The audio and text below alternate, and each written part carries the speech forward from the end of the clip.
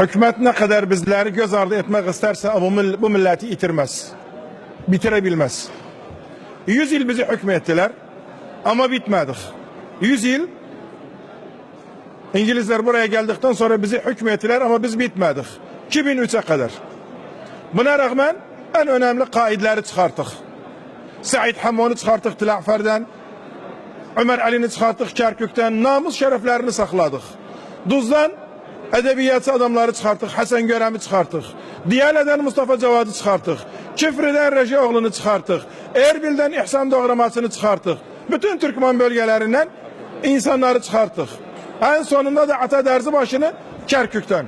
Onu bilmeleri lazımdı. Bu hükümet ne kadar üzerimize giderse bu millet bitmez. Milletimiz de diri kalması lazımdı. Milletimiz de nizalında devam etmesi lazımdı. Bunların bir tek istedikleri var. O da Türkmenleri bölsünler. Mezhepsel açıdan kimi Sünni içinde, kimi Şia içinde. Ömürlerini bir gün kassa vekillerimiz buna izin vermez. Parti temsilcilerimiz buna izin vermez.